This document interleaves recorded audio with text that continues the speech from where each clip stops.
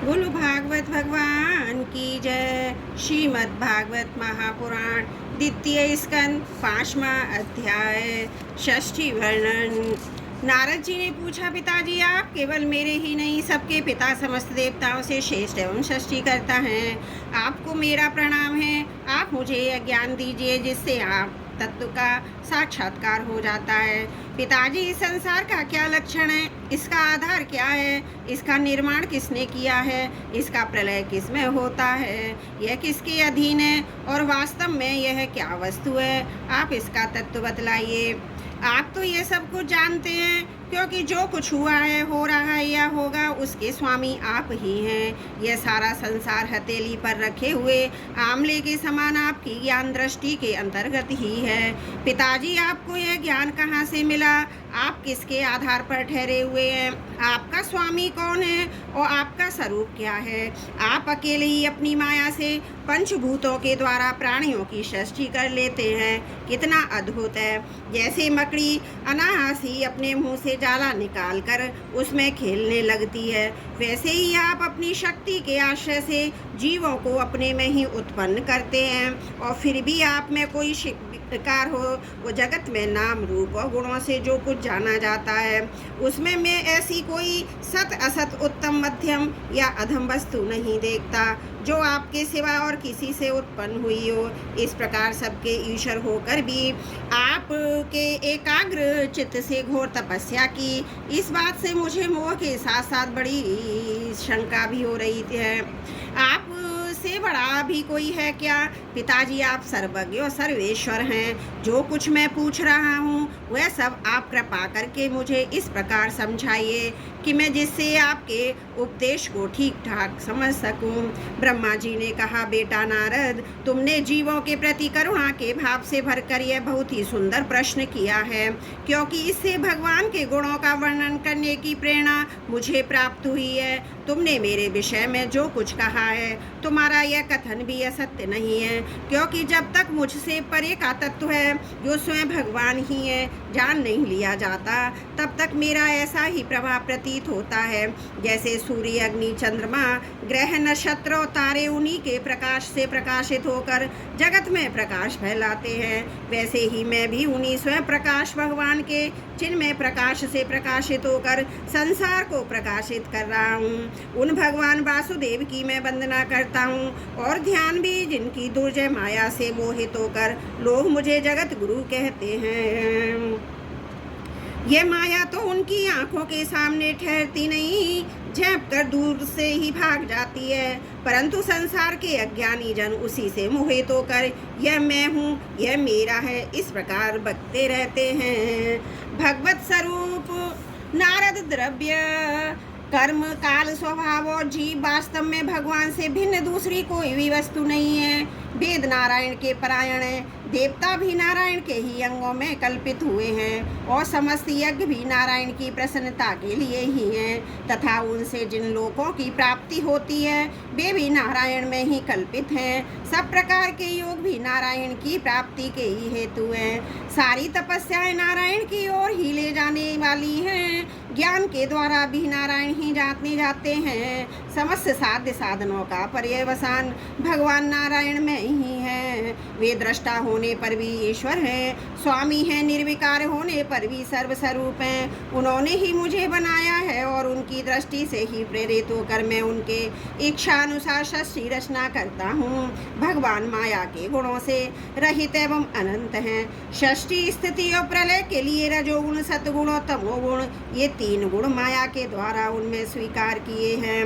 ये ही तीनों गुण द्रव्य, ज्ञान और क्रिया का आश्रय लेकर मायातीत नित्य मुक्त पुरुष को ही माया में स्थित होने पर कार्य कारण और कर्तापन के अभिमान से बांध लेते हैं। नारद, इंद्रियातीत भगवान गुणों के इन 3 आवरणों से अपने स्वरूप को भली भांति ढक लेते हैं, इसलिए लोग उनको नहीं जान पाते। सारे संसार के और मेरे भी एकमात्र स्वामी वे ही हैं। मायापति भगवान ने एक से बहुत होने की इच्छा होने पर अपनी माया से अपने स्वरूप में स्वयं प्राप्त काल, कर्म और स्वभाव को स्वीकार कर लिया। भगवान की शक्ति से ही काल ने तीनों गुणों में सोम उत्पन्न कर दिया, स्वभाव ने उन्हें रूपांतरित कर दिया और कर्म ने महत्व को जन्म दिया। रजोगुण सद्गुण की वृद्धि होने पर महत्व का तो विकार हुआ, उससे ज्ञान क्रिया और द्रव्य रूप तमय प्रधान विकार हुआ, यह अहंकार कहलाया। विकार को प्राप्त होकर 3 प्रकार का हो गया, उसके भेद हैं वैकारिक, तेजस और तामस। नारद जी वे क्रमशः ज्ञान शक्ति, क्रिया शक्ति और द्रव्य शक्ति प्रधान हैं। जब पंचमहाभूतों के कारण रूप तामस अहंकार में विकार हुआ, तब उससे आकाश की उत्पत्ति। आकाश की तन्मात्रा और गुण शब्द है।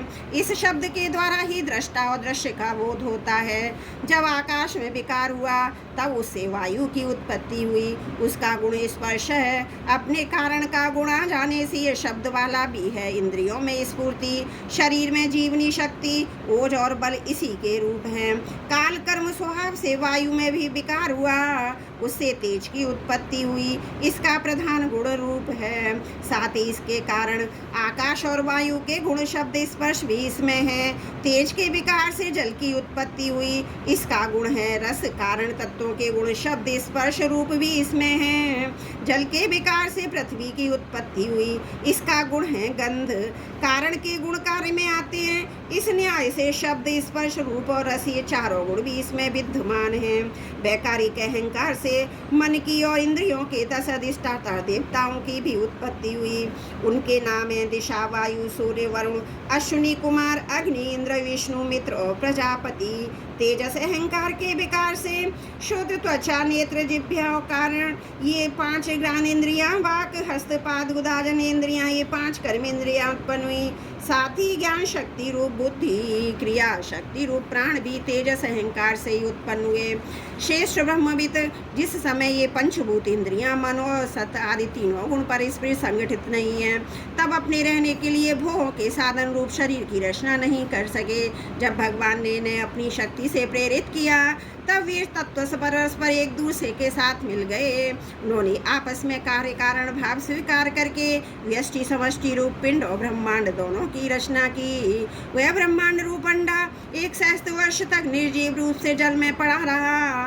फिर काल कर्म और स्वभाव को स्वीकार करने वाले भगवान ने उसे जीवित किया।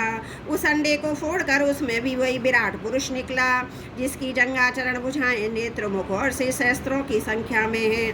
विद्वान पुरुष उपासना के लिए उसी के अंगों में समस्त लोक और उसमें रहने वाली वस्तुओं की कल्पना करते हैं। उसकी कमर से नीचे के अंगों में 7 पाताल की और उसके पेड़ों से ऊपर के अंगों में 7 स्वर्ग की कल्पना की जाती है। ब्राह्मण इस विराट पुरुष का मुख है। भुजाएं क्षत्रिय हैं, जांघों से वैश्य और पैरों से शूद्र उत्पन्न हुए हैं।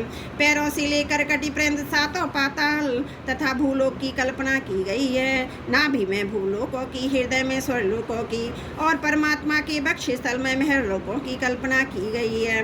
उसमें गले में जनलोक, दोनों स्तनों में तपोलोक और मस्तक में ब्रह्मा का नित्य निवास स्थान सत्यलोक है। उस विराट पुरुष की कमर में अतल, जांघों में वितल, घुटनों में पवित्र सुतलोक और जंघाओं में तताल लोक है। एड़ी के ऊपर की गांठों में महातल, पंजे और एड़ियों में रसातल और तलुओं में पाताल समझना चाहिए। इस प्रकार विराट पुरुष सर्वलोक में है। विराट पुरुष के अंगों में इस प्रकार भी लोकों की कल्पना की जाती है कि उनके चरणों में पृथ्वी है, नाभि में भूलोक है और सिर में स्वर्लोक है। बोलो भागवत भगवान की जय। द्वितीय स्कंद 5वां अध्याय समाप्त। त्रुटियों के लिए क्षमा प्रार्थी हूँ।